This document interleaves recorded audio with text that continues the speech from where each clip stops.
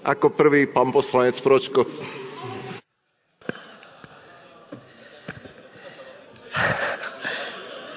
Nie každý lesožrút prináša Slovensku úžitok a nie každý obvinený je oslobodený. Pán Žiga, to bolo výborné, presne.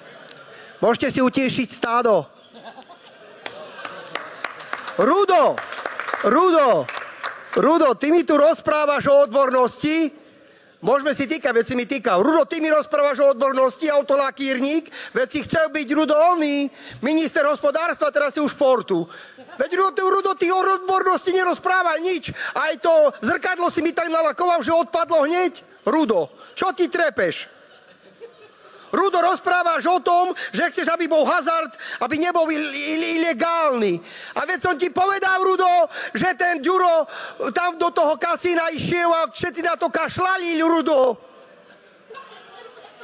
Bože môj, Rudo, ty rozprávaš o tom, že tu je certifikát zodpovedného hrania, má typos. Certifikát zodpovedného hrania. Rudo, ukáž ti mi jedného zodpovedného hráča. Čo si ti na hlavu padol na tej očovej? Ani slovo si, Rudo, nehovoril, aké straty to prinesie tomuto národnímu hospodárstvu. A falošný si bol, Rudo, ako mexický dolár. On nás si rozprával, že sme my vraj falošní srdiečka a ty si tu predniesol takú populárnu politiku, ako keď si o Ficovi rozprával, že to je najhorší človek, ktorý si nezaslúži, keď mu niekto uverí lepší život, Rudo. A ty si pri ňom. A o tom, že za chvíľočku končí tá licencia, si nepovedal nič. Bože, Rudo, tam sa ti ty prevrát dozadu z tej stoličky a bude ti dobre. Nevyšová, sedíte vy vo vláde, alebo sedím ja vo vláde. Tak teda dovolíte, ja som ešte príčetný, viem, čo vo vláde robím. Takže prosím, nekývajte tu hlavu, pretože vy ste všetci neuveriteľne múdri. Sedíte a tu na tribúnu, na demonstráciách, vykrikujete, ale keď príde k nejakému riešeniu, tak uvidíte. Prečo ste ušli pri konsolidácii ohľadne hlasovania? Napríklad, prečo?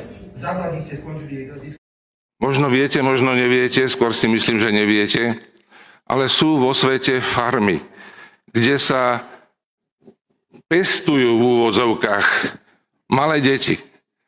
Tie sa mučia a v tom smrteľnom strachu, v tej bolesti sa im odoberá krv, pretože to telo, ktoré bojuje o život, vylučuje taký hormón tzv. Mladosti. A vyrába sa a distribuuje sa po celom svete celebritám, hercom, politikom, aby si predĺžili ten ich mizerný život na tejto planéte. Prečo sa v tomto parlamente o tom nikdy nehovorilo? Prečo to musí povedať poslanec za stranu Vidieka? Dajme nejaké uznesenie, že vieme o tomto biznise.